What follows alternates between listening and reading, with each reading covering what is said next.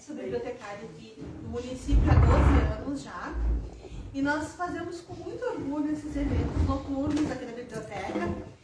E esse sarau é muito especial porque a gente está exaltando as tradições do nosso estado, as tradições gaúchas. Então eu fico muito feliz por poder trazer várias pessoas aqui na biblioteca, né, que têm o dom artístico, convidados que muito carinhosamente aceitaram o convite, né, nosso convite para participar desse sarau, que vai envolver música, um pouquinho de dança também, declamação, e isso é muito importante. Poesia, né? A poesia é muito importante também, a gente poder trazer isso e eu estava conversando com a senhora, a mãe do Miguel, né? A gente poder confraternizar, poder expressar a nossa alegria de estar em grupo, de poder estar em grupo depois dessa pandemia, né? A gente poder estar em grupo aqui e o mais importante é a felicidade, né? A gente estar feliz nesse nosso encontro aqui no sarau. Já é o segundo sarau que nós realizamos esse ano aqui na Biblioteca Ciro Martins e a gente sempre prestigia a nossa tradição. Então a biblioteca se sente muito, em nome dos meus colegas também, muito feliz de trazer o CTG Manopasso, representantes da Invernada Artística, né? E é com muita felicidade que vocês estão, a gente pode tê-los aqui e está muito, assim, eu estou muito lisonjeada de receber todos vocês, desse público, e vamos agora nos divertir. Então, vamos começar com a nossa querida Maria Eduarda.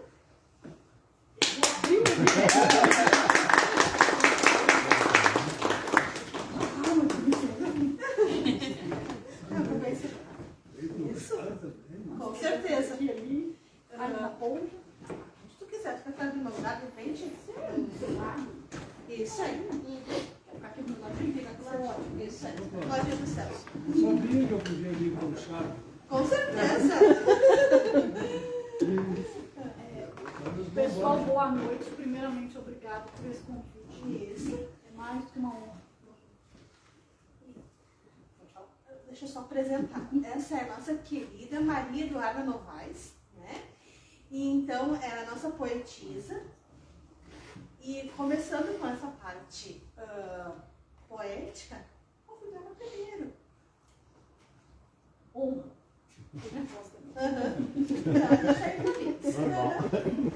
Então, boa noite, pessoal. Obrigada por esse convite. É uma honra estar aqui.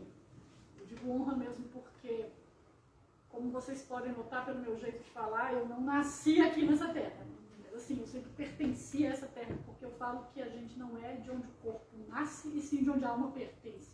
Porque eu não tinha nenhuma participação ou responsabilidade de onde iam rasgar a barriga da minha mãe para me tirar. Então isso não tem nada a ver comigo. Isso não me pertence.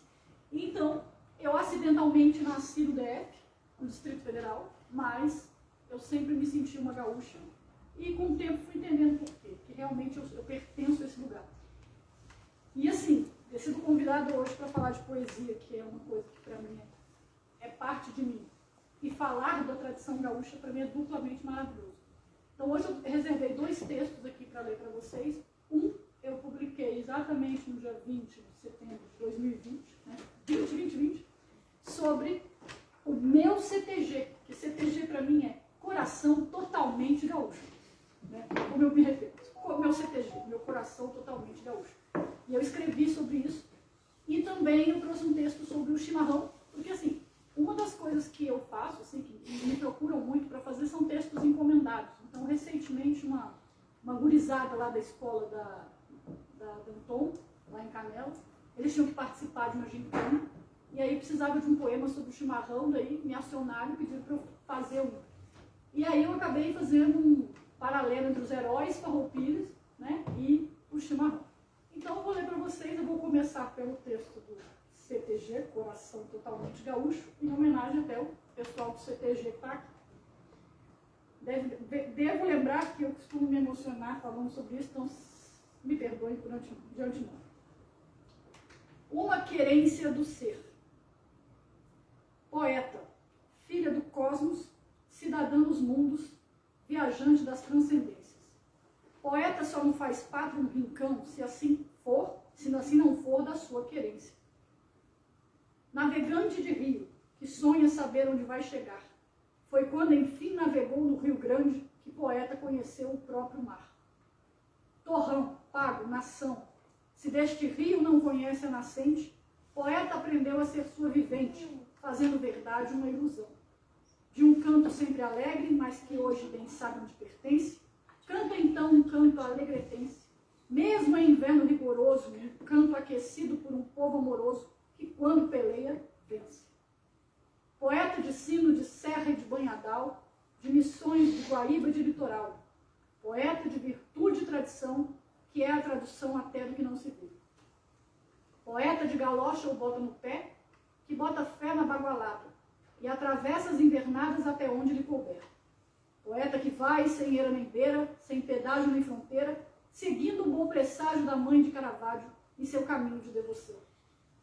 Poeta de farrapos, de parar rodeio, de alma na capa da bota, não, de alma na capa da gaita, que brota no fundo da grota, num baita rio de emoção. Poeta que se aproxega e não fresqueia, mas às vezes bloqueia. Poeta de garfo e bombacha, em terra de chimichimia, de churras e cacetinho, de bergamota e negrinho, de piá de pilcha com cueca virada e bolsos cheios de butiá. Da égua madrinha a galopar ao sol para lagartear, de cusco comendo feijão mexido em rancho de chão batido e empoeirado, achando tudo trimassa, que fica melhor com guisado. Sou poeta prenda faceira, poeta guria de campanha, e que sirva de modelo essa façanha a todas as minhas eras, pois a cada vida que eu vier, se aqui eu não nascer, pra cá hei de volver em mais uma consumada quimera.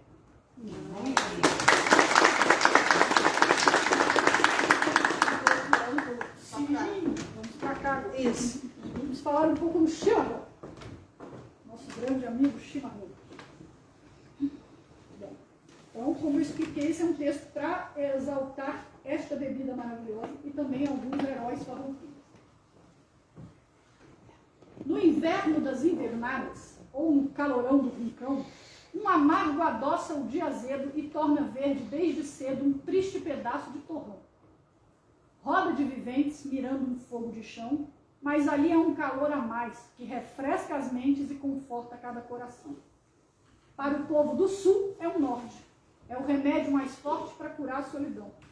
E quando o minuano berra forte, é o charruá que sobe a serra e nos salva de toda a guerra até da maldição da morte.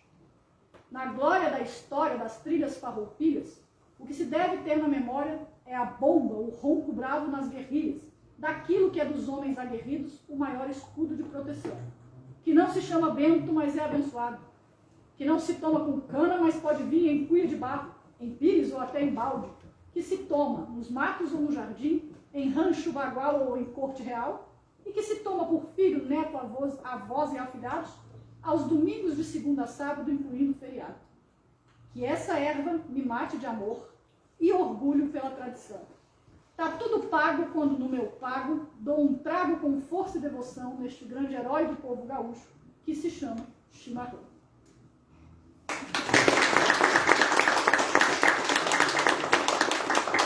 É isso, pessoal. Agradeço muito a participação e poder abrir esse evento. E é como dizem por aí, agora abra a gaita, gaiteiro, não sei nem se eu estou furando o protocolo, mas é isso aí. É isso aí. Bom, agora eu vou chamar a nossa querida Vivi. Pode ser um pouquinho de música, vamos um pouquinho de música antes? Porque na rádio a gente está acostumado assim, faz música, tá. faz. Vamos lá. Chama os comerciais. Chama os comerciais.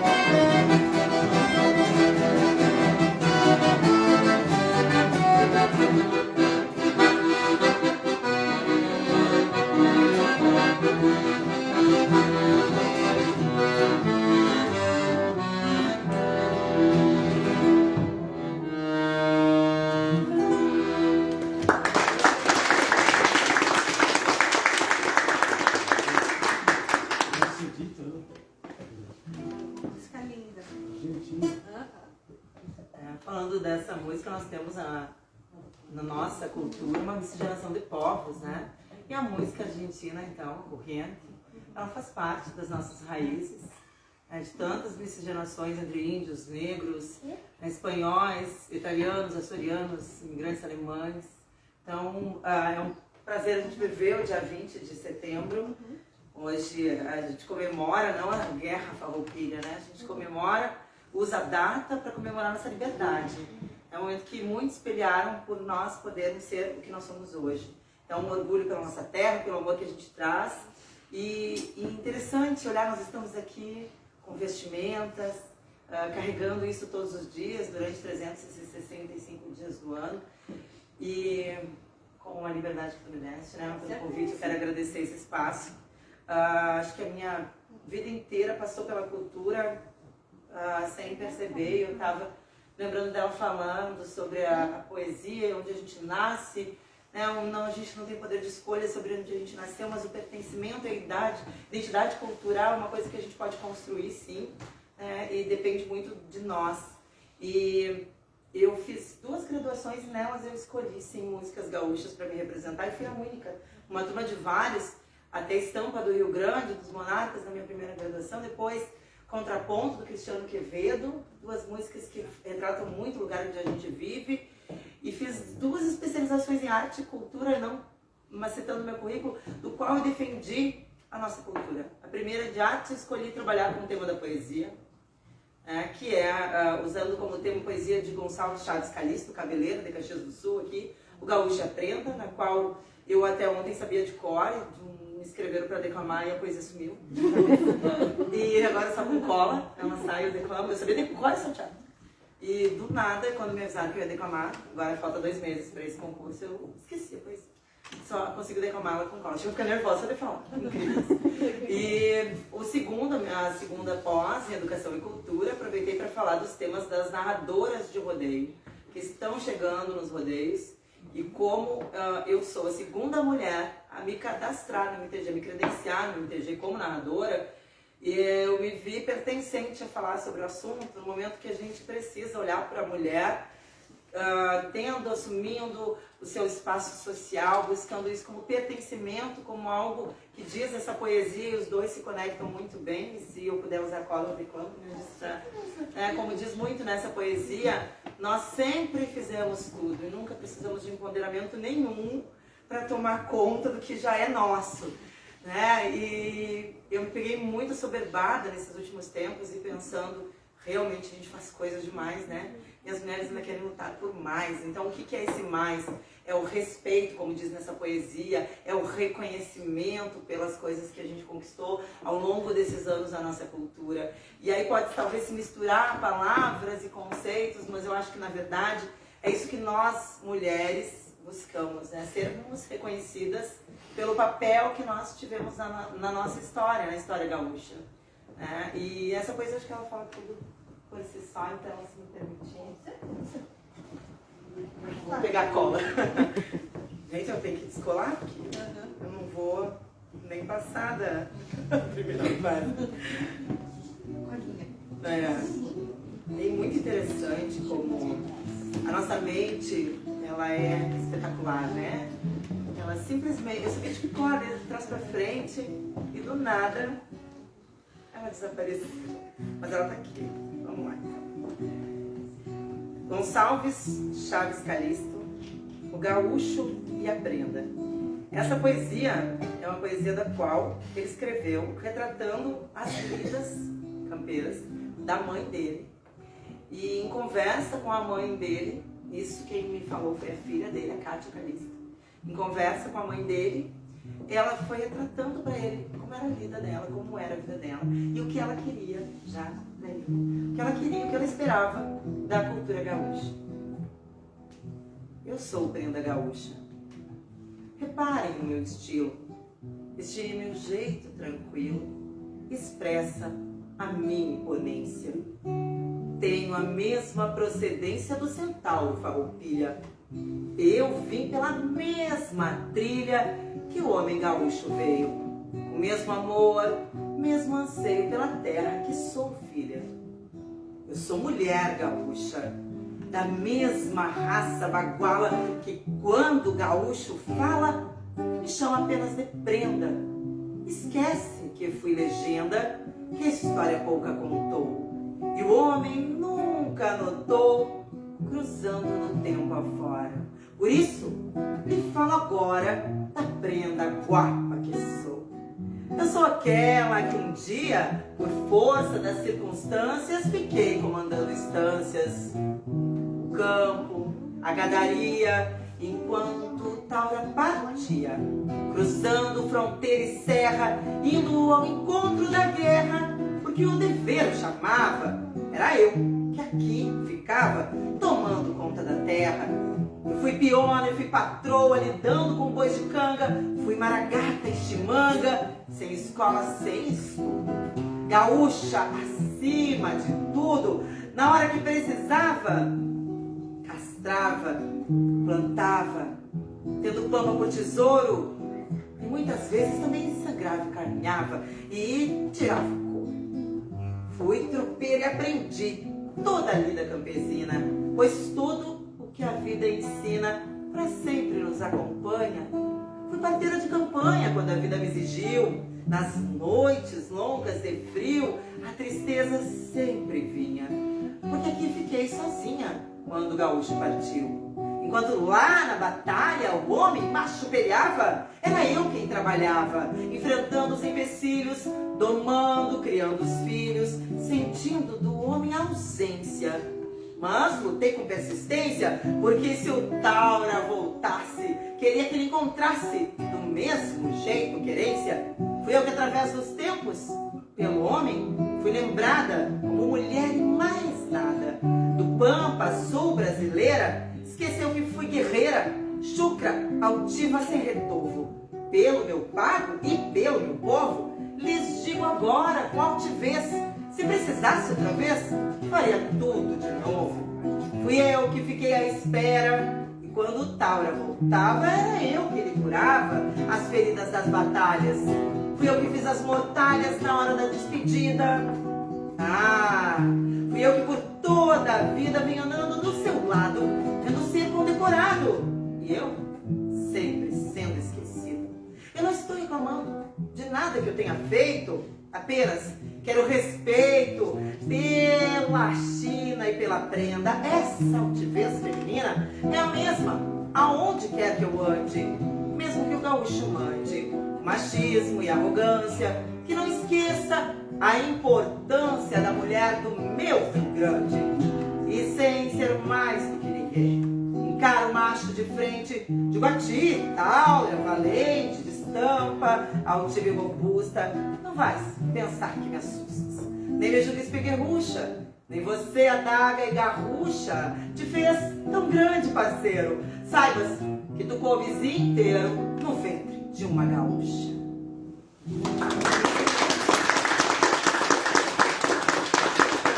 Essa poesia de estudo, né? Sobre a força da mulher, de 1900 Guaraná com rolha até os dias de hoje. Né? De cair os butiá no bolso, eu acho que a gente pode, né, se sentir merecedoras de ter esse respeito, de ter esse reconhecimento. Então, como patroas de CTG que eu citei nos meus trabalhos, nós tivemos a primeira presidente do movimento tradicionalista gaúcho, do qual se ouve falar muitas coisas, né? Tu falaste do CTG, que é? Coração totalmente gaúcho, e eu ouvi esses tempos de um amigo que disse que o MTG está deixando de ser um movimento tradicionalista gaúcho para ser um movimento que tranca o gaúcho. E começamos a nos questionar sobre isso, porque são regras, né? E isso é bom porque gera diálogo, isso é bom porque a gente conversa, isso é bom porque a gente revê conceitos e percebe que a tradição, uma tradição inventada, com a qual eu tive que enfrentar nas minhas escritas, porque os percussores, né, da literatura pesquisaram sobre as tradições e nós vivemos todos aqui uma tradição inventada na Terra.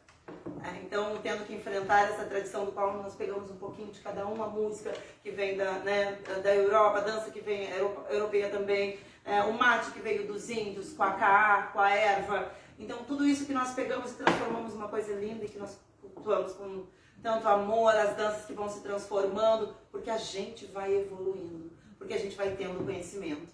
Então, quando a gente evolui, a gente transforma a tradição. E ela tem que evoluir, crescer e modificar. Então, que a gente faça isso com mais amor ainda, né, pela nossa terra, por aquilo que a gente ama, que a gente gosta. Obrigada.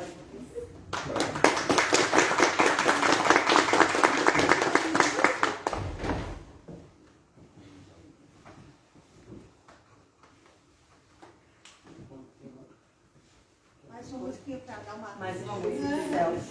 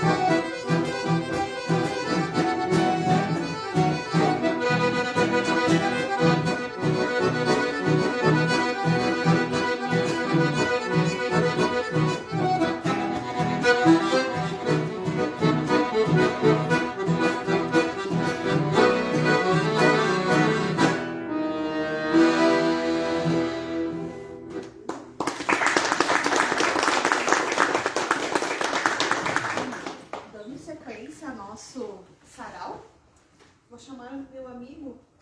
Você chamar trouxe. Celso Viola, para conversar um pouquinho com vocês. É o seguinte, eu gostaria de falar que eu estava observando aqui o lenço que ele usa, não vi nenhum lenço branco aqui, porque na realidade ela falou nos dois lugares. Esse é Maragato, esse lenço. Vem do Uruguai e de uma região da Espanha chamada Margaratéria. E os maragatos usavam o lenço e os maragatos tinham uma fama de serem brigões, violentos. E o branco, o lenço branco, que são 3 lenços, e o branco era e continua sendo do Shimano.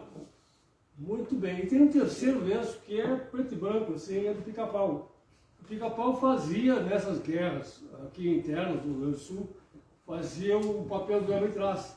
Então o lenço já identificava ele, ó, o cara de Pica-Pau, então não precisa matar ele, isso é aqueles roqueiros que sai de lá e vem pra cá com uma coisa e falava com a outra. Normalmente o cara que usa o lenço já identifica, porque essa coisa, como ela disse, é uma coisa natural. Nasce nesse lugar e já vem assim com o lenço maragato, então coisa de guerra, de briga, sabe? Ao contrário do lenço branco. A Brigada Militar, por exemplo, se vocês observarem, nas festividades usa sempre o lenço branco, que é uma tradição. A Brigada foi uma das primeiras organizações militares do Rio Grande do Sul, tem 140 anos, sei lá, 120.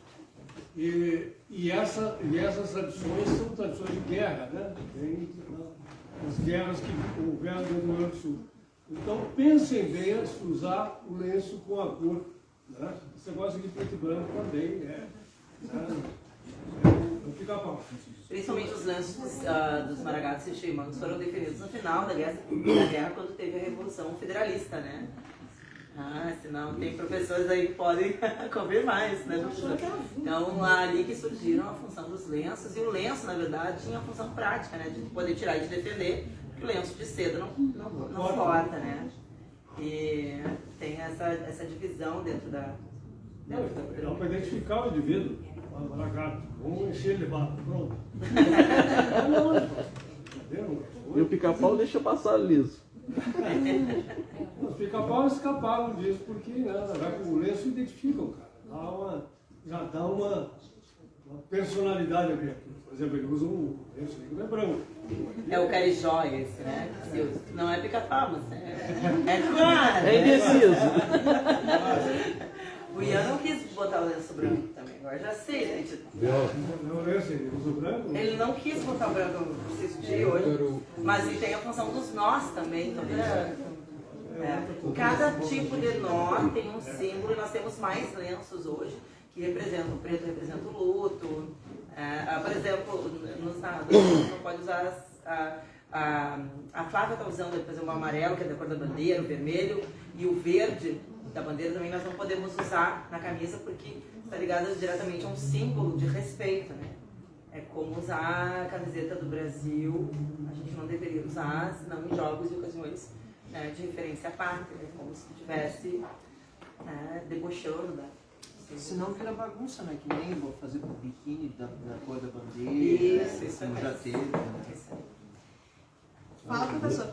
A propósito disso, eu queria falar um pouquinho de um parente meu avô. Sim. E você e o herdeiro, em 1923, não? 23. E aconteceu o seguinte, veio uma turma do Lenço Branco, do Assis Brasil, aí do lado de Caxias, vinha para tomar Gramado. Meu avô era subintendente, e portanto do Lenço Branco, a turma do Borges de Medeiros. E eles vieram e pegaram meio desprevenidos as autoridades que meu avô representava. Porque o Major Nicolete, que era o outro parceiro do meu avô, que eles botaram um pouco de ordem no município naquela época, estava atendendo uma ocorrência em São Francisco. E o meu avô foi obrigado a juntar as coisas e os amigos deles fugir para o mato. Foi a emboscada que teve, né? E aí... Desculpa interromper, professor, foi a emboscada que teve quando tinha a casa atrás Da casa onde a Major Nicolete, eu acho. Eu acho que sim.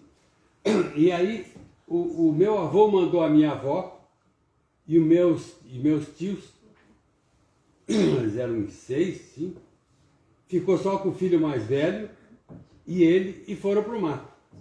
E aí eles arregimentaram mais gente e voltaram.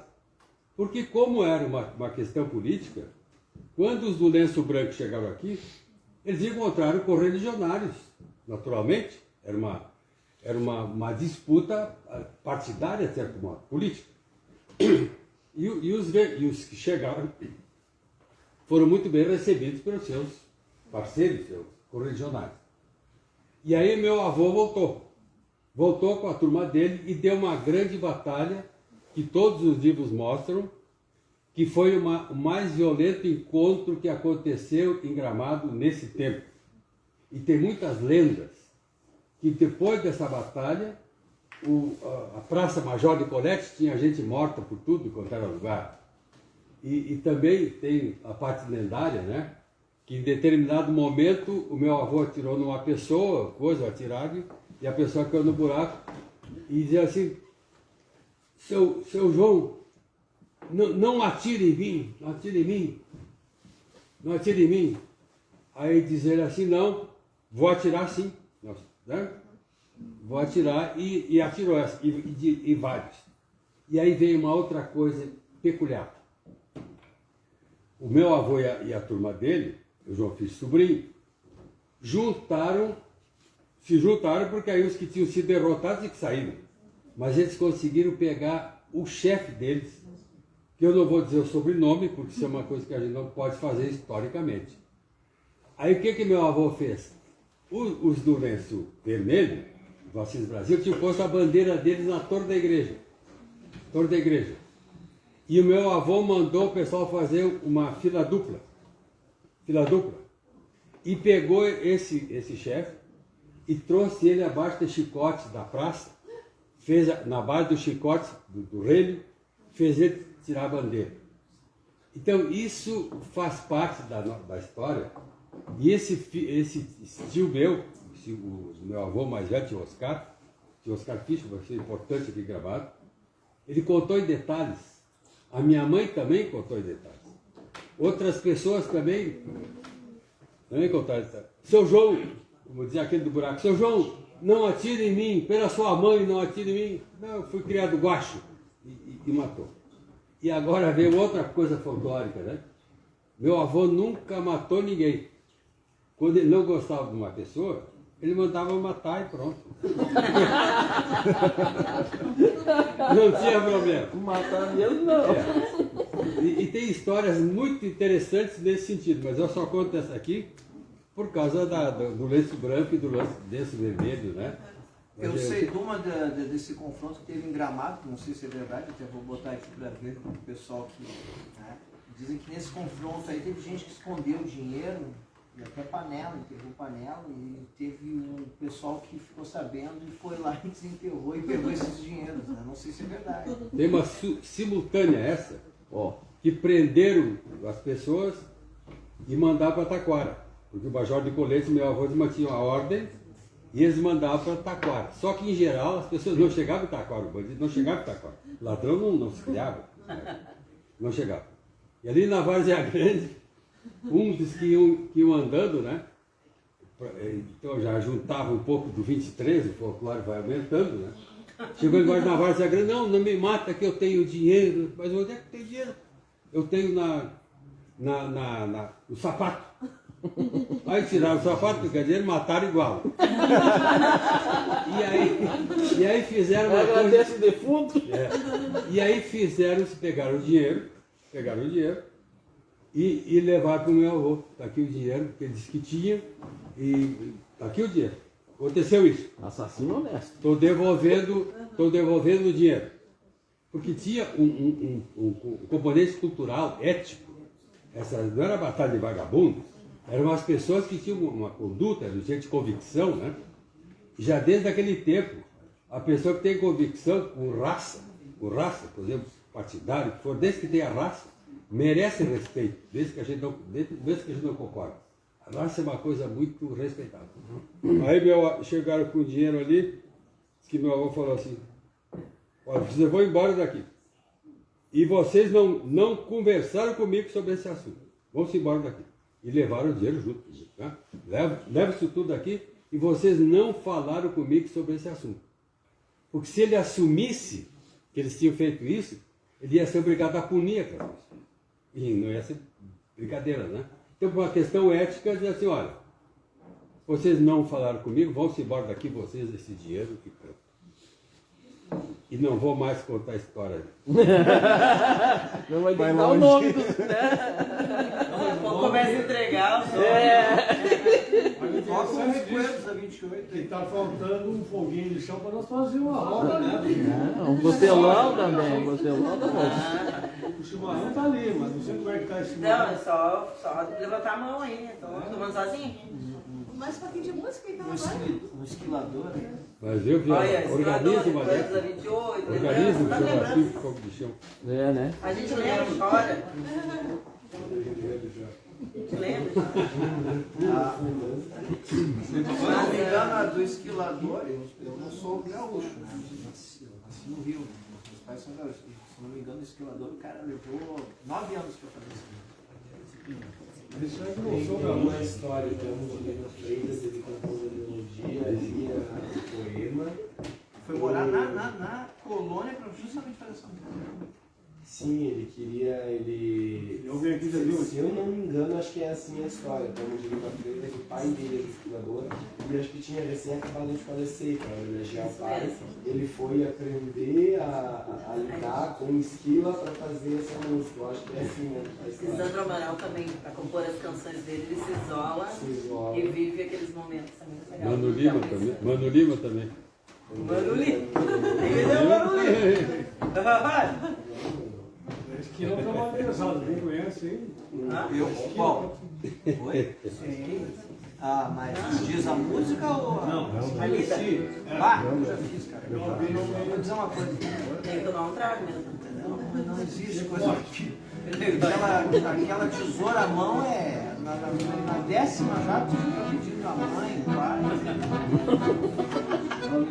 Essa mão da mãe, é horrível aquilo. A elétrica tudo bem.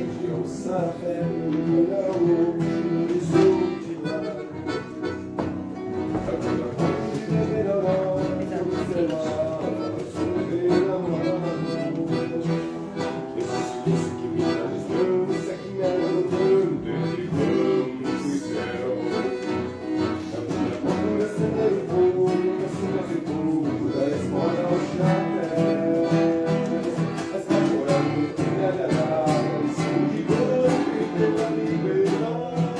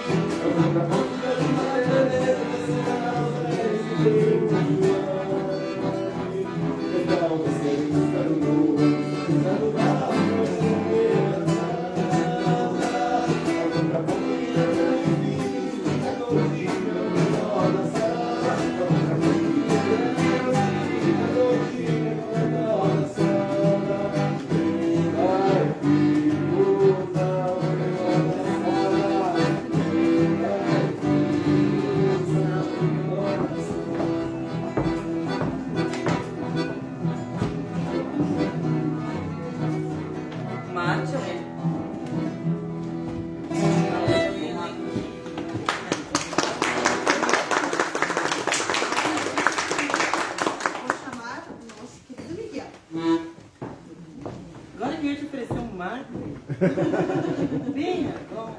Mamãe Dom toma. Gaúcho, só toma mate antes do nascer do sol. Bom, queria agradecer, Cláudia, o carinhoso convite. Eu já de antemão aviso que eu não tenho o dom da oratória, nem da declamação. Nossa turma toda do CTG vai cada vez melhor. Mas eu queria aproveitar esse momento para finalmente destrinchar uma coisa que a gente está quase em ano, né? Eu queria então a ajuda dela aí. Vou fazer uma pequena entrega à Cláudia, em nome da biblioteca. Só para quem não conhece ainda, a gente recomenda esse livro. É de um pesquisador de Santa Maria, né, que fez a tese de mestrado e doutorado dele sobre a história das bombas de chimarrão. É uma coisa que é bastante inusitada, a gente acha legal o chimarrão, etc., mas esse detalhezinho talvez passou despercebido. É um livro bem ilustrado, tem muitas fotos, ele conseguiu acesso a acervos particulares que a gente nem imagina. Nós temos um livro então, na biblioteca do CTG e a partir deste momento temos um livro na nossa biblioteca municipal. Muito obrigada.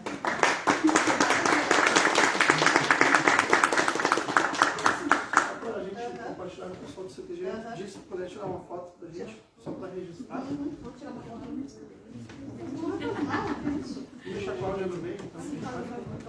E só para vocês entenderem, esse livro foi apoiado e co-patrocinado pelo CTG. São várias empresas que a gente teve a felicidade de poder fazer isso também.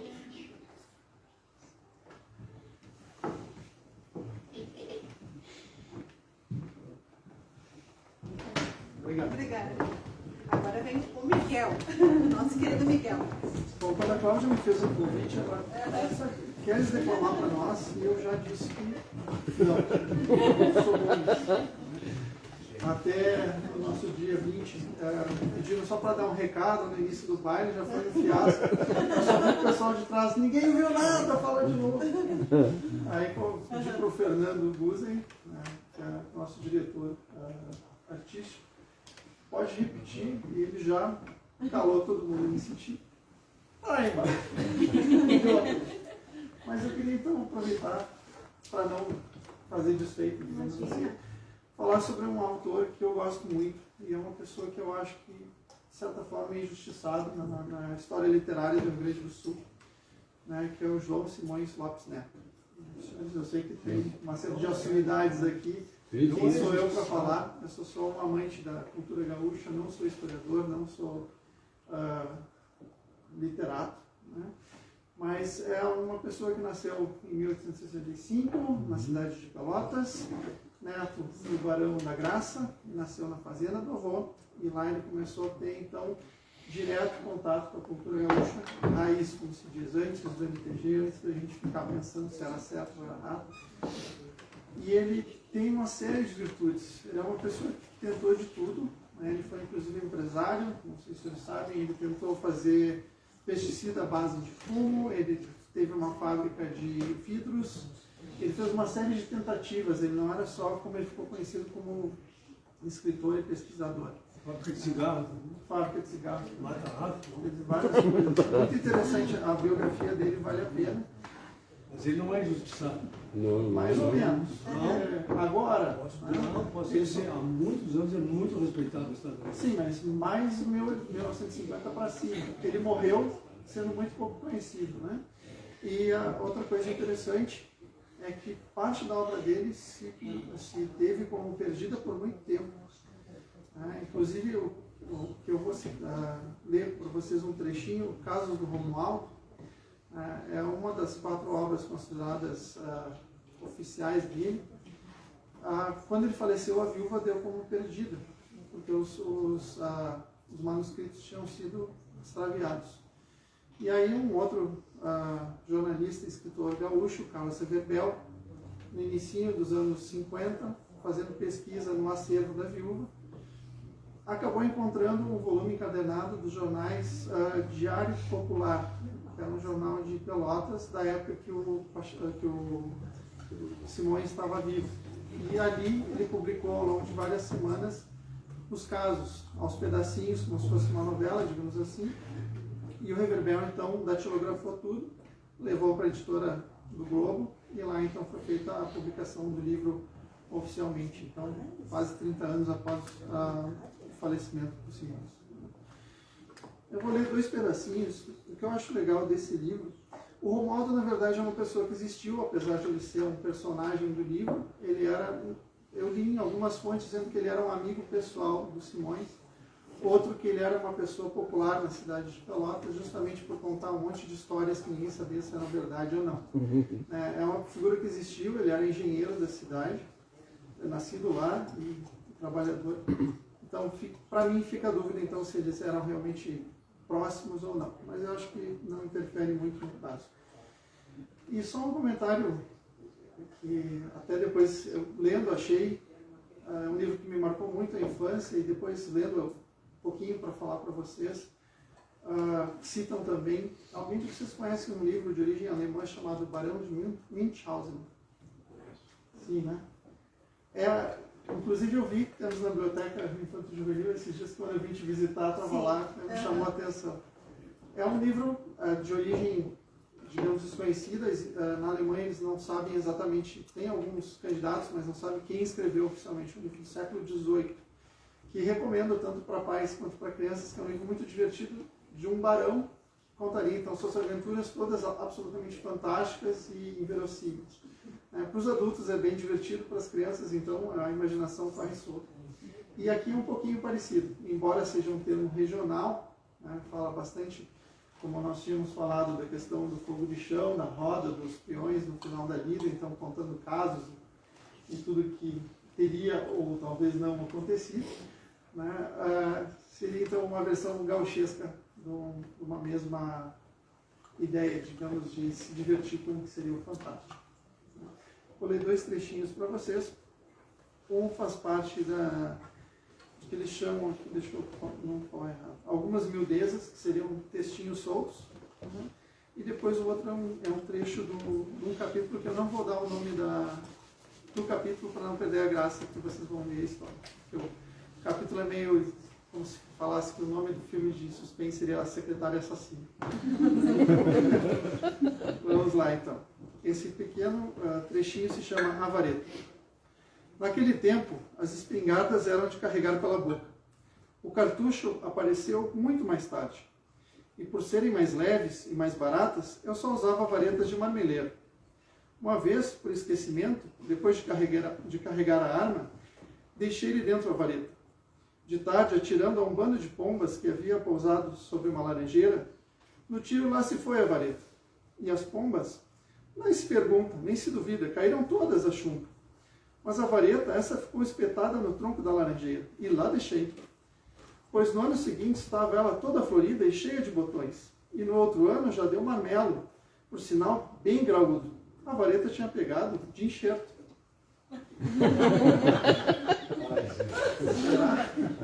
Tudo verdade. Vamos então para esse texto, que depois eu dou o nome do capítulo.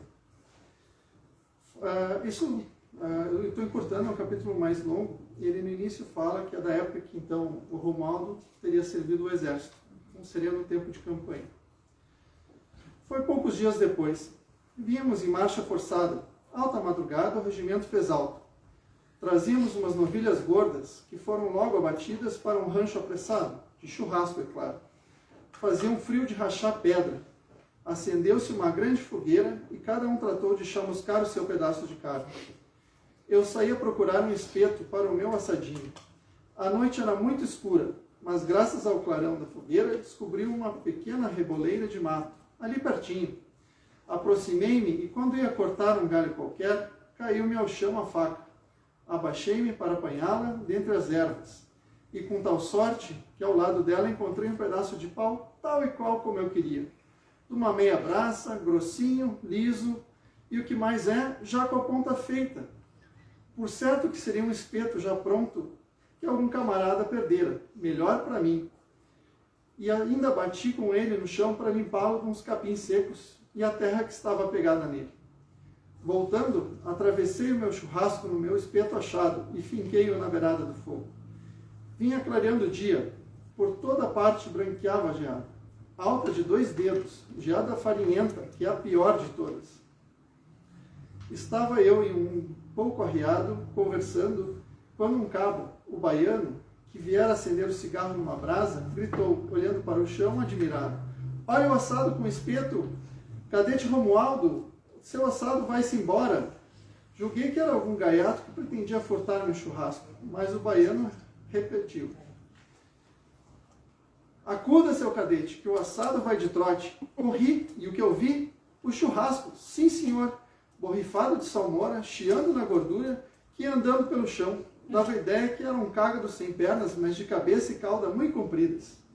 Acudiram então outros rapazes, muitos, quase todos, e todos viram o churrasco arrastando-se, fugindo da fogueira. Então rompeu o sol, foi quando se pôde verificar a coisa. O espeto era uma cobra. Como estava dura de frio, aguentar todo o trabalho de atravessar o churrasco e ser cravada logo no fogo.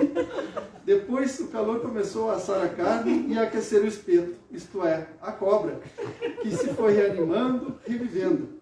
E logo que ela sentiu-se quentinha e de saúde, tratou de escapar. Com um alarido e um movimento, a cobra assustou-se, fez força e desfincou-se do churrasco, escondendo-se logo num buraco ali adiante.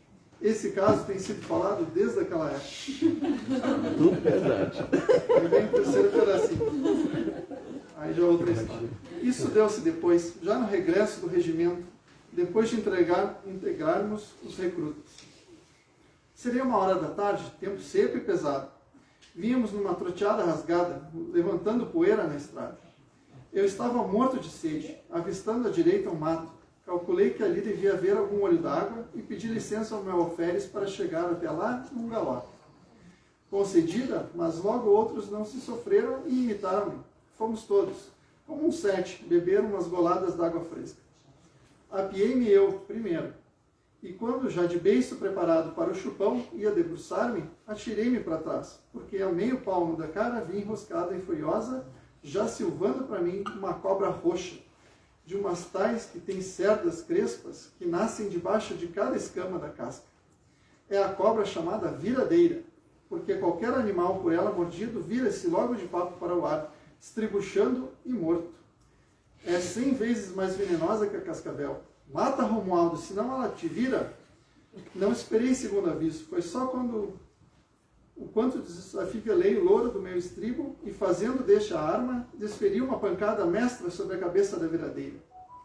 Porém, ligeiríssima, a cobra ainda atirou um bote ao estribo, que era de prata, e tiniu com um choque da dentada. Porém, matei-a.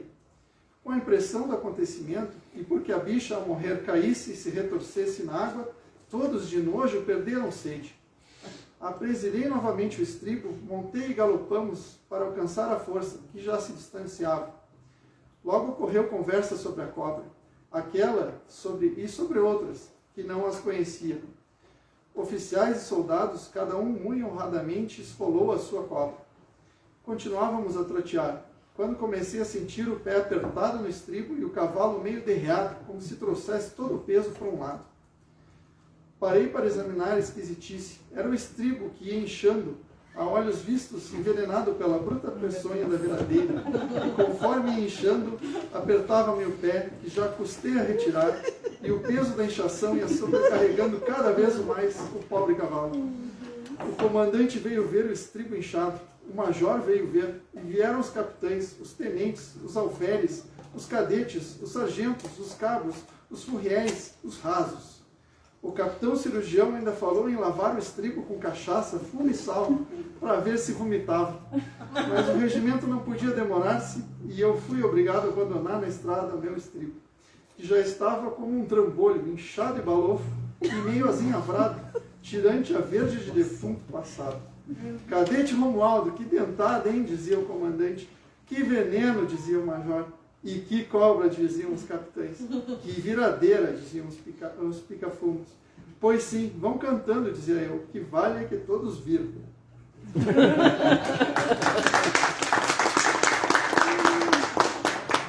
é verdade. Verdade verdadeira. Todos viram. Todos viram. Todos viram. Todos viram a virada. Nós vamos para a nossa querida Vivi. Eu? Mas ele vai um pouquinho de música. Ah, Depois.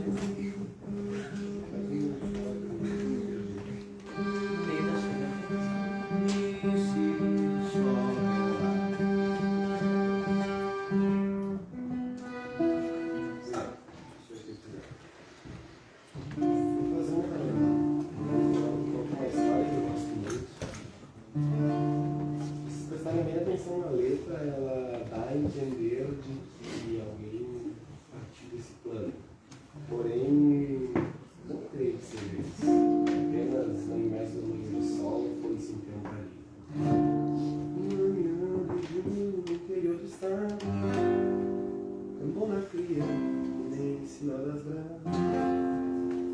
Mirando que vem meia cor, escure a terra, pé direito da casa. Saltou cedito como de costume, estavam as mãos e a cara já judiada.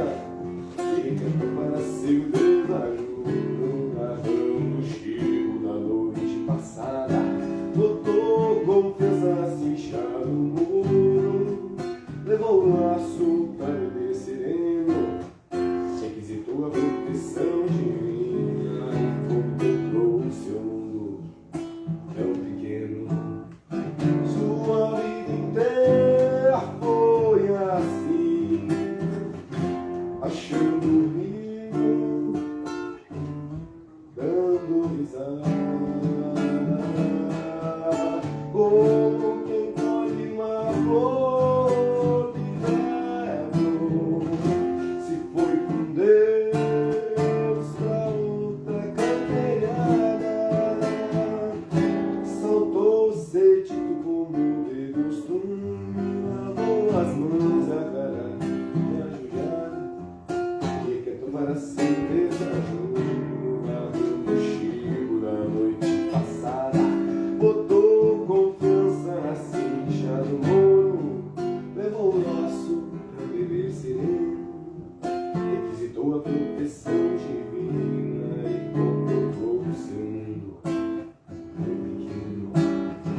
Sua vida inteira foi assim,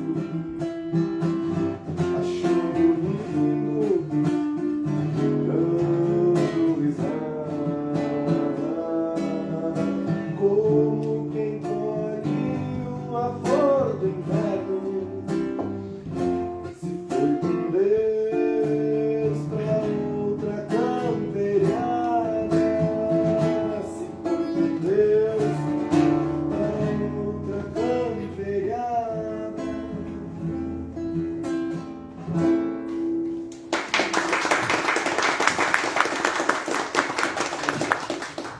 Era nossa filha. Meu Deus do céu. Então a Cláudia pediu que eu demonstrasse como é que é uma narração de rodeio, né? Aqui.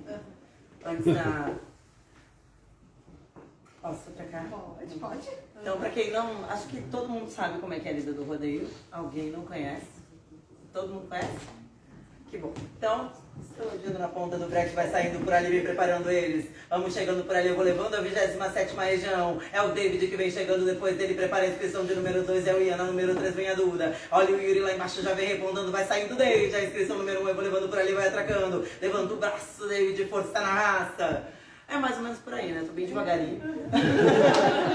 Porque é mais avançado.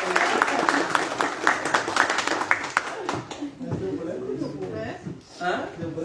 Não, é que daí eu vou chegando na fila, agora a gente vai falando mais ligeiro, vou levando por ali, vamos chegando na...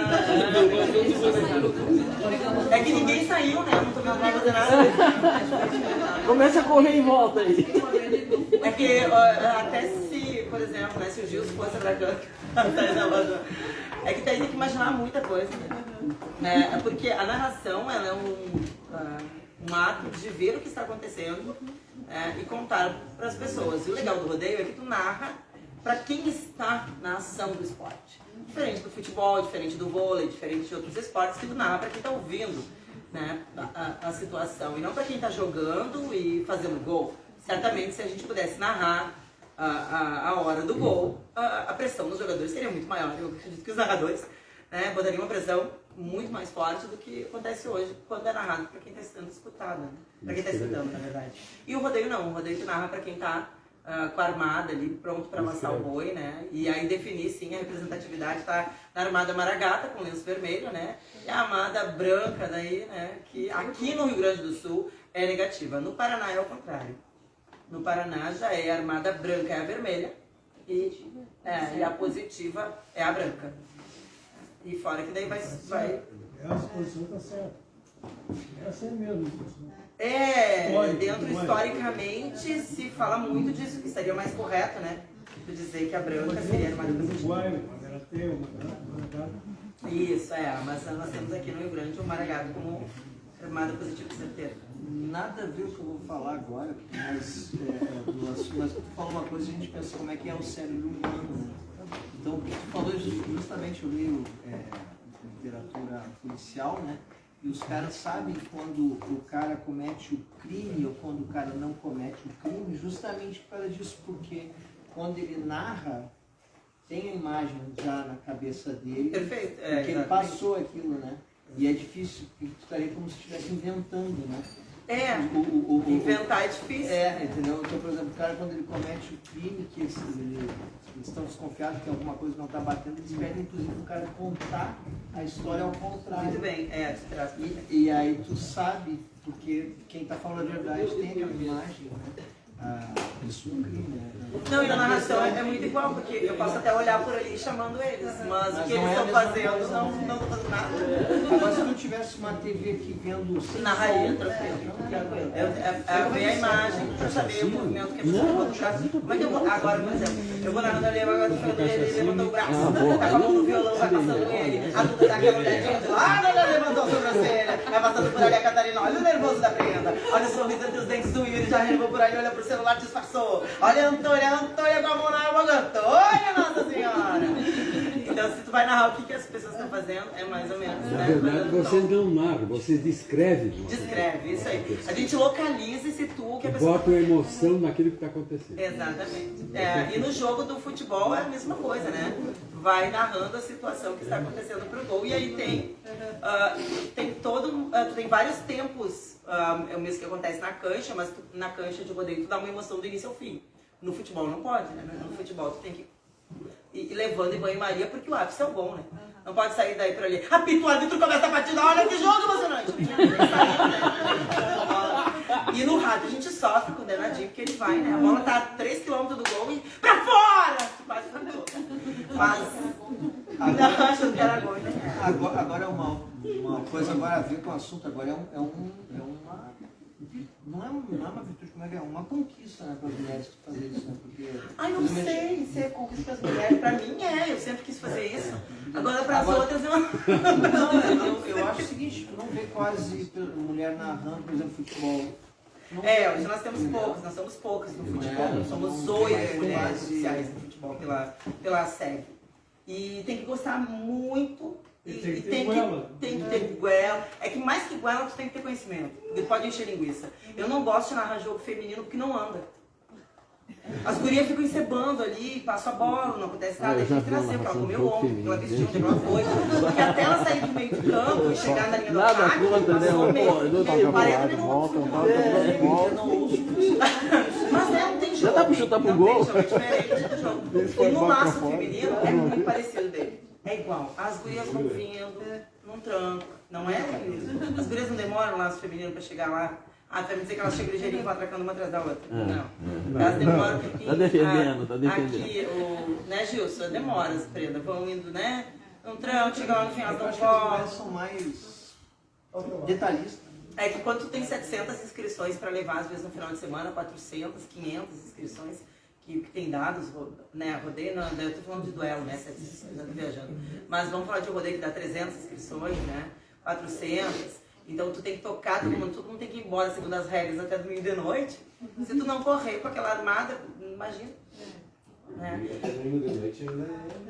É sofrido, que é treinar às 5 da tarde, então às vezes aí tu tem várias, dentro do rodeio tem várias categorias, tem laço pai e filho, tem laço veterano, tem laço senhor, tem laço dupla, laço quarteto, laço trio, depende da parceria, isso é muito legal no rodeio, que não tem a parceria, vai fazer uma dupla com o Gilson ali, vamos laçar os dois. A chance de dar certo depende do meu braço e do braço dele, do que ele comeu ontem, da cabeça dele, do que ele está pensando, do dia, do vento, do peso do laço, entendeu? Não é uma coisa que depende da minha estratégia de jogo, eu raciocinar com o parceiro, criar uma estratégia bem do boi, do curso do boi. Por isso que pra mim não tem graça narrar vaca mecânica. É tipo largar um rato de pilha e um gato correndo. Entendeu? Não tem graça, o gato vai ser desesperado que nem o laçador. Nunca ouvi narração de coisa mecânica, assim? Não, eu já fiz uma vez, eu chorei, assim, porque eu parecia que eu saí do meu cérebro queria dizer outras coisas e não podia, você entendeu? Agora vai trabalhando por ali, bora fulano, vamos chegando por ali, já prepara esse plano, Acelera. bora fulano, já vou fazer mais depois, só isso, entendeu? É tudo igual, porque o boi não tem emoção, né? Não tem graça, tu não tem o boi interagindo com... Não volta, sempre na mesma. A vaca mecânica nem é permitida pelo movimento tradicionalista gaúcho. É o certo de treino só. E aí só a prática mesmo. Até treino de vaca mecânica no CTG não pode ter narração. Ah, não, narração não, mas né? treino pode. O treino pode, mas não pode ter narração, justamente porque ela não é... O MTG entende que o laço é cultura, é tradição.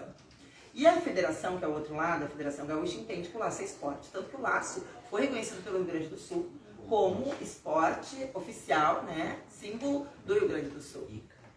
Então,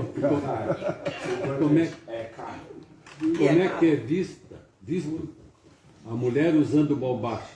Uma vez não permitiu. Isso, não se permitia a mulher usando bombacha. Tanto que foi uma das discussões quando eu fiz o curso de juíza, justamente dessa transição, né? Como é que foi o aceite disso. E a justificativa que foi usada das mulheres é porque elas foram criadas com seus pais, com seus irmãos, na lida campeira, na fazenda. Então, para laçar, por exemplo, de vestido fica mais difícil, não que não possa. E até quando eu fui fazer a prova, eu perguntei, vou ter que narrar de prenda? Ou eu vou ter que narrar de bombacha? Como é que vai ser isso, né? E a aceitação hoje da bombacha ainda há uma divisão muito grande. Do conselho antigo do movimento, que tem cadeira vitalícia, né? Que quer que a mulher continue, né, usando vestido e não bombacha. E metade dos conselheiros nossos que vão chegando tem essa visão de que é mais permitido por causa da própria vida. Porque elas estão tomando conta. E a moça estava vestida de bombacha, eu não tinha coragem de tirar ela. Pra dançar. No Uruguai, isso? Não, aqui. Quando? É que Uma hoje... cidadezinha lá em cima. Mas isso muito tempo atrás. Não. É agora? Tu sabe que a minha avó era do tempo das celas andando de lado. Sim, por causa do vestido. Imagina que coisa mais horrível, cara. Existe hoje uma grande discussão, justamente isso que o senhor perguntou. Sim, e outra coisa, eu acho que o movimento tradicionalista ele pode se modificar sem perder a essência. Perfeito. Por exemplo, se não fosse pelas mulheres usarem bombacha, não existiria cavalgada feminina, que é uma conquista. É um reconhecimento, eu acho, da mulher que ajudou o homem quando ele foi para a guerra. Isso retrata aquela poesia. Eu acho que as mulheres, elas fizeram parte da história desde toda a vida, né? Dando esse suporte, né? Tanto as enfermeiras que estavam na guerra, a mulher que ficava na estância, né? Então a gente vê isso elas de longe na história, elas não são retratadas na história. Mas uma família, uma população não se cria do nada se não tiverem as mulheres, né? Mas nenhuma foi. Mas a Ana Terra não usava bombacha. Ana Terra não usou bombacha. Anitta, Ana Terra. Não. Aí. Não, mas é que nem a gente olha os vestidos, gurias. Vamos olhar os nossos vestidos. Dá pra acreditar de manga comprida que a gente usava vestido aqui no Rio Grande do Sul, nesse calorão? Manga comprida? No verão? Não, né? Bombachinha, já imaginou a gente com saia, anágua, meia e bombacha? Deus o livre, imagina. Não, acho que até o século, até eles chegarem aqui, imagina os europeus chegando aqui, nesse calorão. Qual foi a primeira coisa que eles tiraram? Anágua, bombacha, tudo debaixo do vestido. Né? Eu acho que tudo isso foi embora. E aí, tira-se as mangas, calor era imenso. Aí quando chega o frio, põe tudo de volta. Agora nisso que tu falaste de antes, da questão da invenção da tradição, quando o Paixão Cortes, fim dos anos 40, início dos anos 50, começou a fazer a pesquisa, ele e o Barbosa Lessa, etc., é notório que eles pesquisaram muito o homem. Verdade. A mulher, a princípio por falta de informação, talvez por um pouco de falta de interesse, ficou em segundo plano. Na verdade, tem escritos no livro do Lessa que as mulheres não podiam entrar no galpão. Citei isso ainda. Elas estavam proibidas de entrar no galpão. Sim. E elas passaram a serem permitidas através da dança porque duas irmãs, que foram as primeiras que começaram, elas só tiveram a permissão de participar do CTG para um show que ia acontecer através do convite do governador porque o grupo dos 8 tinha feito uma viagem para o Uruguai e lá viram as prendas dançando. Então aí, né, com essa conversa entre os presidenciáveis, né, os governadores e tal, aí então que as mulheres fizeram só essa firula, essa participação, e aí um ano depois com a criação do CTG 35, aí então as prendas começaram a se chegar em formato de dança, né, e depois, uns anos, a gente percebe em 5, 6 livros elas são citadas na cozinha. Sim. Né? E aí é muito interessante isso, mas não há mesmo. A questão da influência europeia, né? Sim. Então, muita coisa é achismo, como na época veio, então deveria ser assim. E se vocês forem lembrar, eu tenho o exemplo da minha mãe, que nos anos 80 participava de CTG, olhando, ela infelizmente acabou descartando, doando os vestidos dela, se a gente olhasse hoje em dia, era uma coisa completamente absurda, né? Mangas bufantes, vestidos de tafetá e veludo, coisas extremamente pesadas, às vezes super curtinho, quase um trajezinho, se for pensar, bávaro. E esse indumentário a gente observa na corte do Luís XV, do rei europeu, que tinha essa coisa dos mangas bufantes, das saias curtas que se usavam na corte para recepcionar quando tinha as altas, né, as festas mas era só isso na roupa, porque era um bando de relaxado. Ah, daí... A roupa era mais limpa que eles. O gaúcho devia usar pasta de dente, já nasceu com pasta de dente. Agora tem uma outra curiosidade, a questão digamos, de tapar a importância da mulher, né? A gente gosta tanto do shot Duas Damas. O shot Duas Damas original eram 3 mulheres. 3 mulheres, isso mesmo. E a gente hoje em dia pensa que é um peão com 2 mulheres, que tinham mulheres a mais do que os homens. Na verdade, eram 3 mulheres de uma mesma família. Muito bem. Que não queriam se misturar. Isso que tu falas aí, tem uma das mulheres no livro que é retratado que ela usando a bombacha, professor. E aí hoje há uma inversão dos valores, né? Você ficou com medo de tirar uma mulher com bombacha, porque daí a gente vê a questão, né, dos direitos, a gente entra em outras áreas, né? Mas uma mulher usava bombacha da mesma família, geralmente a mais velha, que eu li na história, e as mais novas o vestido, então nesse shot de Duas Damas. E até nós podíamos pedir para a Invernada dançar. Mas tem uma peculiaridade. Eu pensei que você ia dançar. Não, o que tu está falando é muito bom, a gente aprender esse negócio. Vamos só apresentar uma coisa. Os argentinos, por exemplo, são os fiasqueiros, começaram o tango lá, era 2 homens dançando. 2 homens. Nos bordéis, na rua. Porque não tinha mulher. Exatamente, porque as mulheres viviam, né, na estica ou na beira dos beretrícios, né? Então, só 2 homens dançando. Por isso que eu detesto também.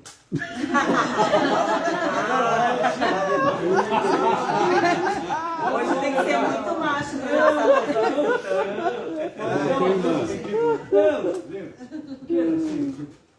Não, é bonito. Aquela cena do Al Pacino de perfume de mulher. Al Pacino, até eu quero dançar com ele.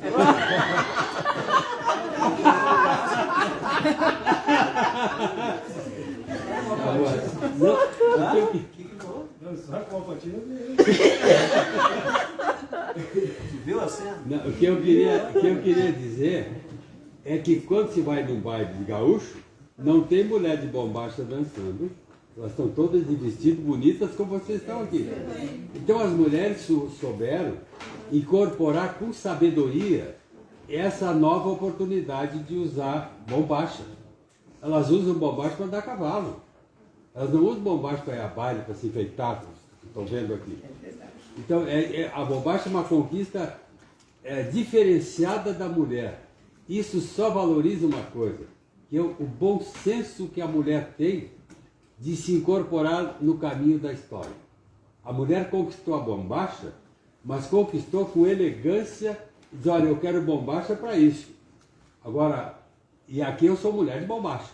Agora, em outro lugar, onde tudo quanto é homem usa bombacha e tem cheiro de cerveja caída no chão, essas coisas, eu lá vou estar de vestido e vou imprimir o caráter feminino que me cabe, né? Fica tudo distinto. Né? Por isso que eu gosto muito mais de mulher do que de Al Pacino. Nesse assunto 1-0. só uma parte. 1-0 pro Pacino.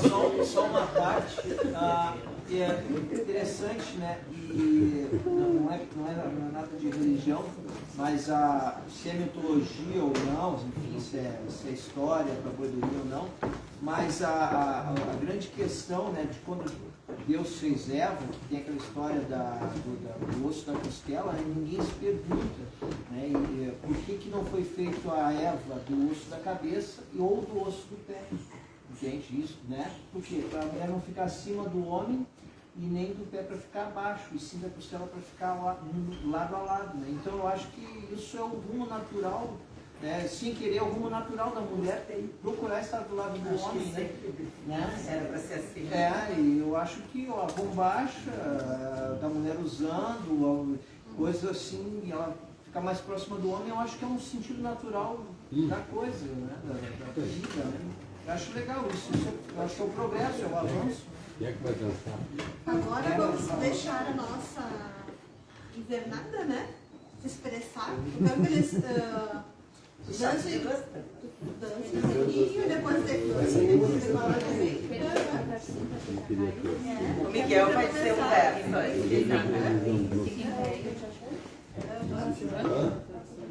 Fica em pé e apresenta ele. Dizer a poesia. Quer ajuda? Não, Então a gente ajuda. Daqui a pouco não deixa também. Agora tem uma dança.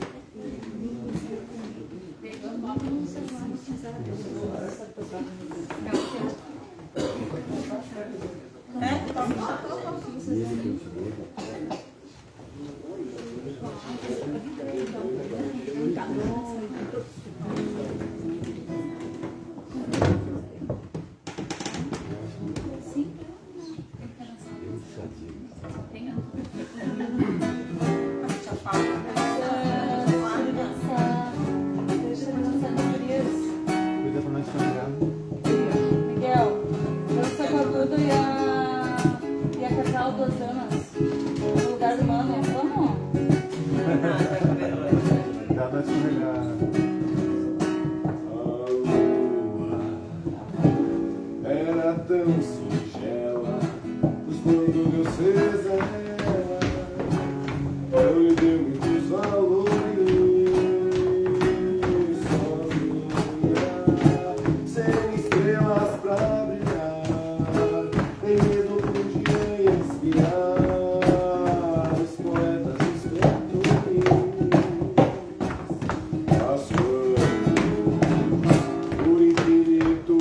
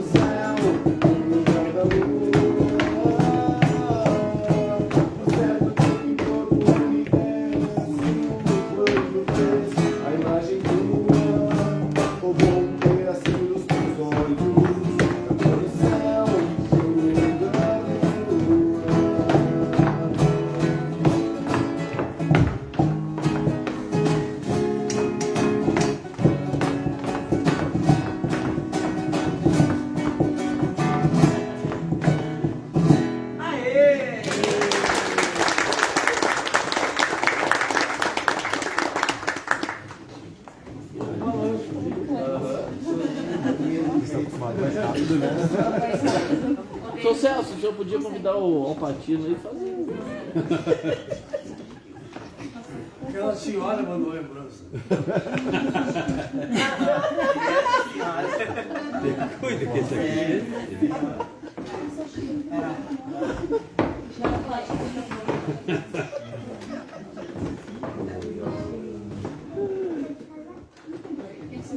A agenda tá pronta, né? Não dá pra deixar passar. Tem os seus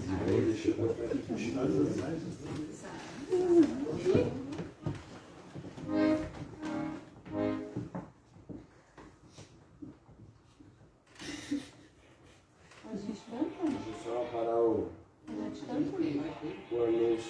tem. Qual é a música que eu não tenho? Bota aí. Calma aí, David, tem, né? Levanta mais o volume. Dança. Vamos lá, dançando. Nossa, desculpa que deu problema.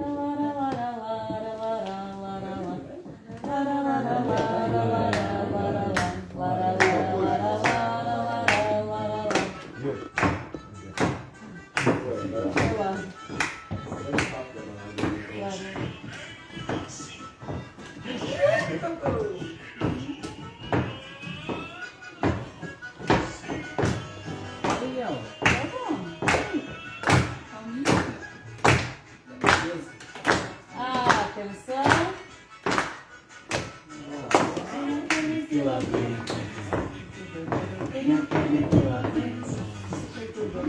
Pelo jeito que estou vendo é o Chico Povadeiro. Pelo jeito que estou vendo é o Chico Povadeiro.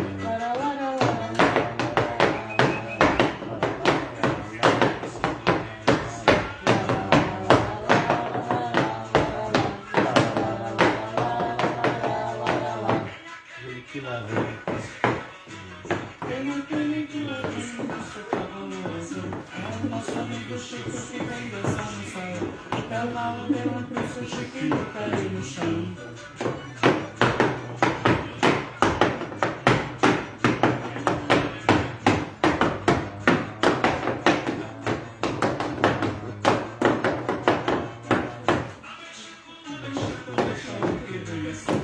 Chico, deixa eu que vem assim. Eu não devo nada ao Chico, nem ele me deve a mim. Eu não devo nada ao Chico, nem ele me deve a mim.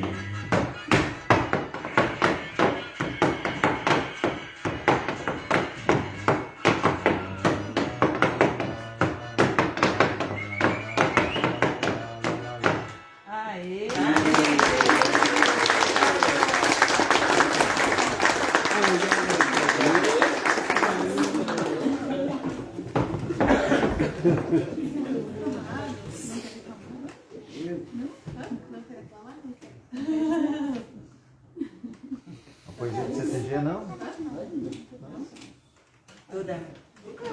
Chegou toda vez, moça. Vai, Duda. Ei.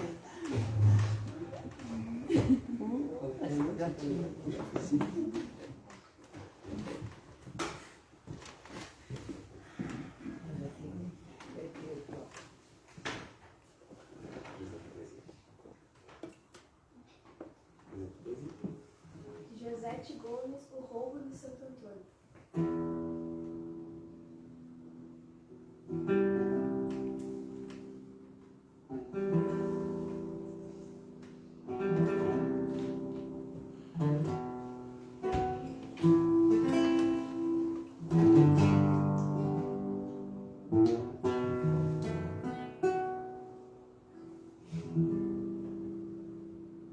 Foi mentira. Dessa gente faladeira. Nunca que o João da Mira iria fazer desfeita. Fosse por troça ou birra, fosse por conta oposta. O João não era piá, leviano ou bagaceira. Roubaram o Santo Antônio. No altar ficou as marcas dos pés do homem sagrado. Ficou promessa de moça em papelzinho enrolado. Perfume com mel de abelha e os nomes dele: Pedro, Luiz, Francisco, João e Renato. Sebo de vela queimada, flor afogada no vaso, um par de alianças baratas e um vinho destrato. Um saquinho bem atado com fitinhas coloridas e as promessas esculpidas nas paredes descascadas. Botaram a culpa no João, porque o coitado do moço caiu doente de amores pela mais moça dama, guria meio sem juízo, que brincava cabra cega com os peões de serviço. Não é pra casar, guria, não perde teu tempo, João. A Nira se repetia no ataque. Coitada, pra convencer o rapaz. Mas quando a cabeça entorta, não há santo que lhe diga. E tava perdido, guria. João desenhava na terra os sonhos em cada palmo onde jogava as sementes, que plantavam aprumadas no verde de tinta e vinham com braços para cima, louvando a vida para Deus. João era só brisa no verso. João era puro de alma. João não roubava santo dos altares das igrejas, blasfêmia dos linguarudos. João era só poesia, mas teve praga rogada do padre envergonhado. Excomungou o desalmado que desnudou o altar. Saiu batendo botinas no rancho, pobre. João apagou a vela no silêncio do escuro. Já tinha feito onde, mas de cabeça para baixo, no fundo falso do armário, a silhueta da imagem permaneceu de castigo.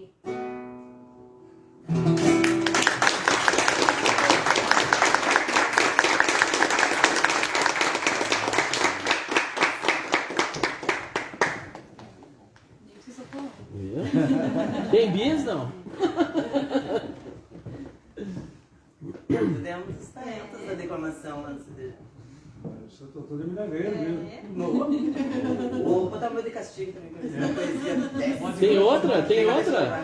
Tem outra? A Cacá? Ela tem outra? Outra! Vai lá. Eu não lembro. Lembra Galo de linha. Lembra, Catarina? Faz uma palhinha igual a livro. Faz colinha. Se eu fiz. Nessa altura do meu Vai com cola e tudo. Galo de linha, alguém sabe? Ó, tem um aí, ó. Isso? Isso? Galo de linha? Galo de linha do Jair. Não, então tu sabe. Ah, não sei alguém sabe. Não, eu só não sei os versos. Música e poesia gaúcha.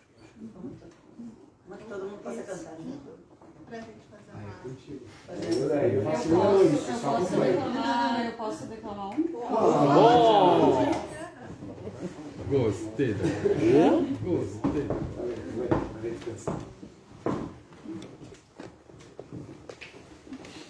Nos versos de Delci Oliveira, Retrato.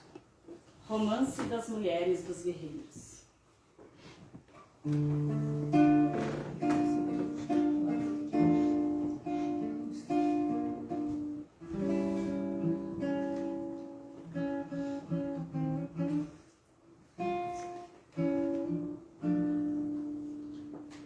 De certo guardava luto, porque sobra era o vestido. Na linha austera dos lábios, nem sinal do riso ausente, se podia adivinhar. Olhos com traços do oriente e uma plácida tristeza de névoa crepuscular. Presos na coifa, os cabelos sugeriam a nobreza dessas damas de além-mar. Havia mulheres tristes no tempo desse retrato. Mulheres de homens campeiros, dos horizontes abertos para as longas recorridas. Duras domas, etropiadas como não se fazem mais. Uma vez ganhando a terra, os homens faziam guerra para garantir a paz. Homens chegados da Ibéria, ao chão dadivoso, e rico, onde seu sangue beduíno verteu sem seiva de angico e no pampa enraizou. Quando os homens reuniam laços, cavalos e lanças e se lançavam ao campo com indômita esperança, essas místicas mulheres sabiam o seu mistério. E nas casas das estâncias, nos ranchos desamparados, ficavam só as crianças e os velhos aos seus cuidados. Elas cuidavam de tudo, lavouras e criação, fiando-la para os ponchos, moendo o trigo para o pão, criando gerações novas de caudilhos e campeiros a rigor dos sacrifícios, de minuanos e mormaços, porque esta terra pedia as primícias do seu sangue e as bênçãos do seu suor. Eram fortes as mulheres no retrato desse tempo. Essas mulheres trigueiras dos ranchos de palha e barro faziam suas trincheiras contra os bandidos andantes e colunas estrangeiras. E das filhas que salvavam, a seu exemplo formavam novas mães e companheiras. Aos fluidos da primavera, quando o verde renascia e se tramavam os ninhos e floriam malmiqueres, e as fêmeas eram fecundas. Coitada destas mulheres, na voz dos ventos pressagos, vinham cantigas ausentes, apresilhando os sentidos como cilícios ardentes, como pesados grilhões, e a música igual dos grilos espicaçava o silêncio como esporas, anunciando a volta dos seus varões. Eles chegavam cansados quando não vinham felizes.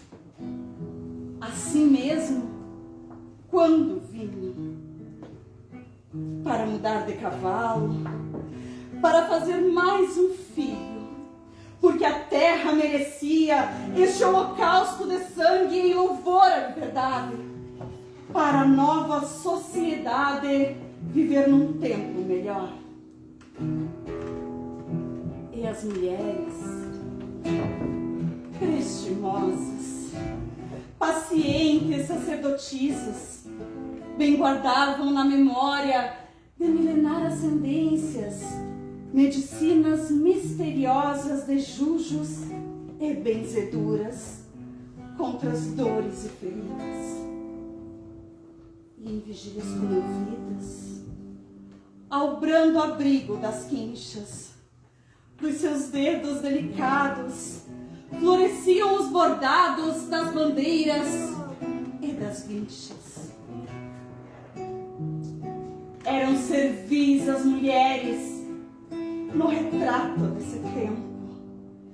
E como eram solidárias na lida dos ajutórios, nos partos e nos velórios, e nos transes e responsos dos terços tristes, chorados por alma dos que morriam. Rija mulheres do pampa, enlutadas heroínas, que se chamaram de chinas, por esse esquivo recato, pelos olhos rasgados, deixados de herança índia nos sangues miscigenados. De certo delas herdamos essa força primitiva, essa fé que nos anima, que mantém a raça viva perene através da idade, da mulher quase cativa, nasceu essa gente altiva que ama tanto a liberdade. Eram mulheres de fato, essas senhoras do Pampa, no tempo deste retrato.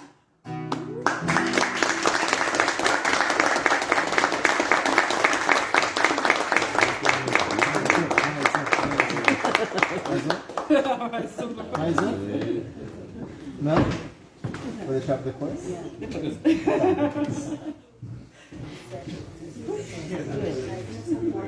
Vamos encerrar então com uma música. Ah, não, mais um. Mais uma. Mais um. Ajudem, pô. Mais um. São todas muito compridas. A noite é uma criança. Flávio, você lembra daquela negócio que eu toquei com ela? Qual? Um celularzinho. Com qual? Você acha que você lembra também? Não, os massados são melhores. Não lembro. Não lembro das corações. Meus caras estão viu? Eu já tô tremendo com o retrato, imagina com as minhas caras. Mas termina. Posso fazer mais uma? Pode. Não, eu não consigo ficar aí.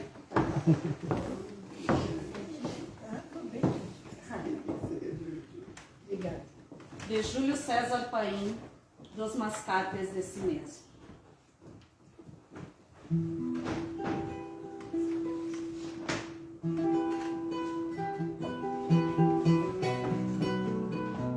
Só quer sentar aqui para filmar? Vem descer uma carreta e uma junta de boi manso. A princípio o anúncio me saltou aos olhos, como se fosse algo encomendado, premeditado.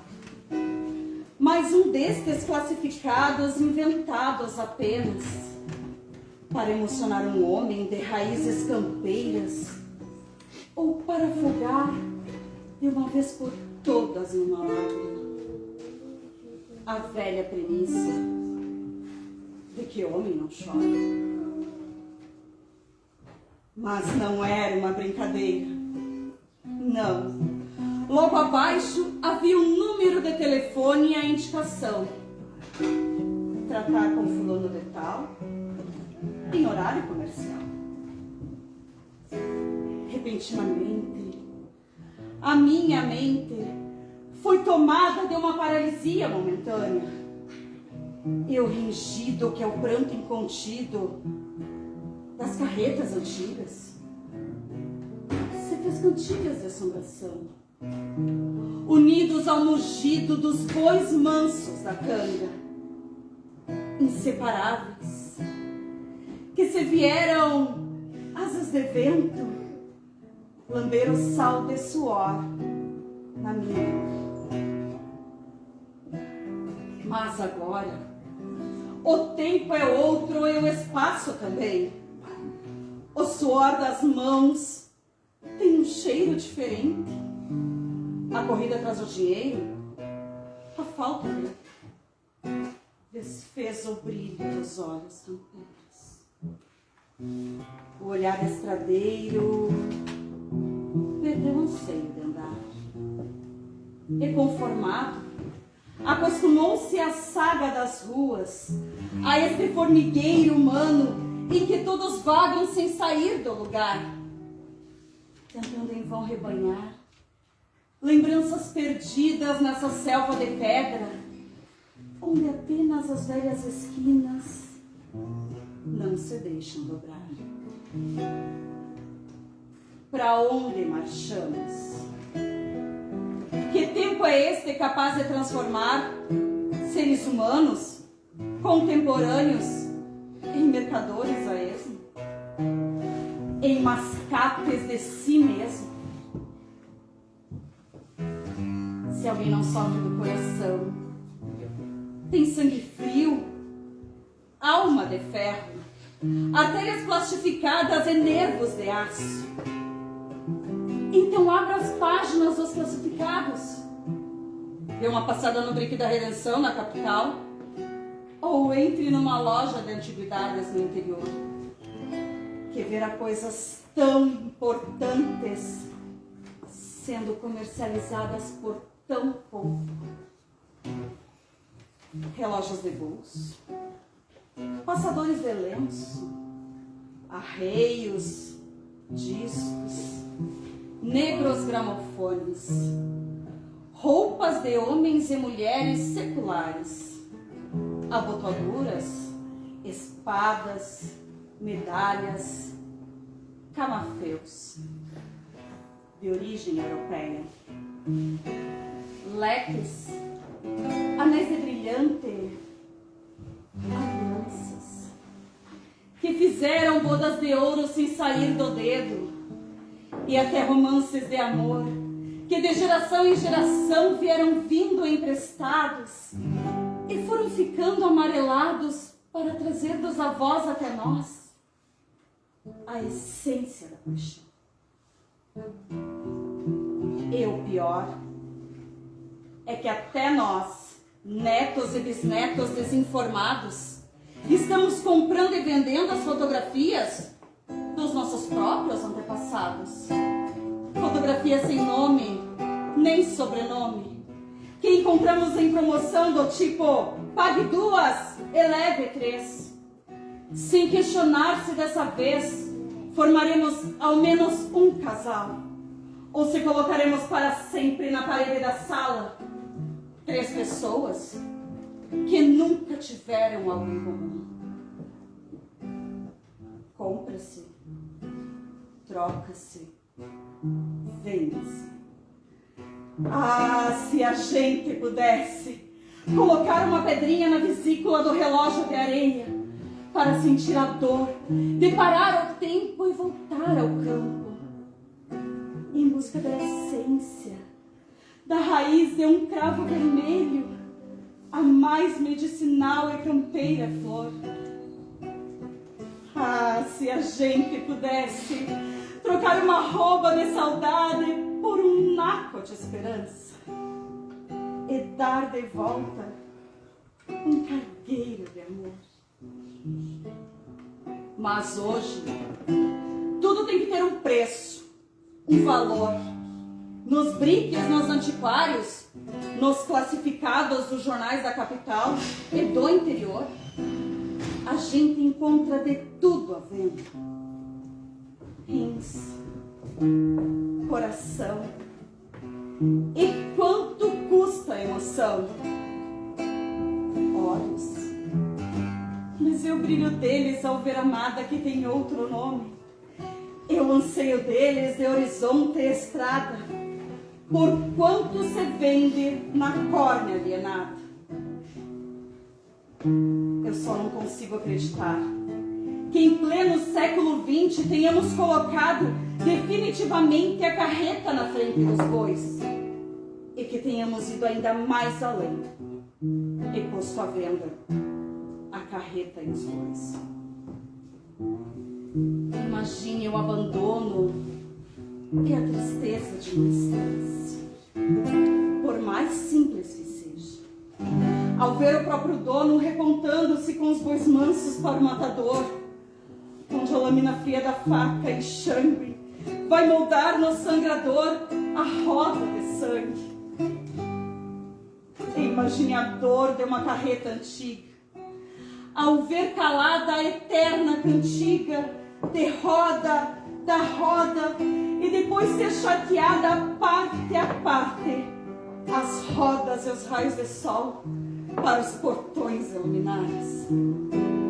A vontade férrea para o ferro velho, e o resto da carne vegetal envelhecida, sendo esquecida à sombra do tempo, como se não tivesse vida. Somente alguém com coração de pedra, com alma de ferro, artérias plastificadas e nervos de aço, seria capaz de colocar à venda um pedaço inalienável e inseparável de si. Somente um louco, talvez, cometesse a insensatez de pôr à venda um pedaço da própria carne do próprio sangue, da própria alma. Porque certamente em sã consciência, um homem de raízes campeiras jamais se tornaria um mercador, um mascate de si mesmo, ao ponto de colocar-se à venda com a carreta e a junta de bois manso.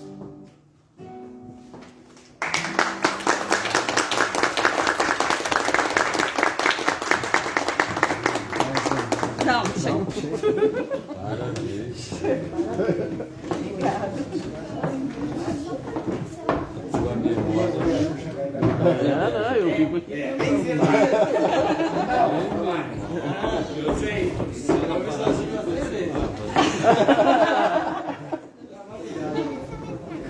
Acho que a criação do gravador foi inspirado mesmo. Vamos abrir a sala então. Tem que, né? Tem mais algumas. Mais umas? Mais umas.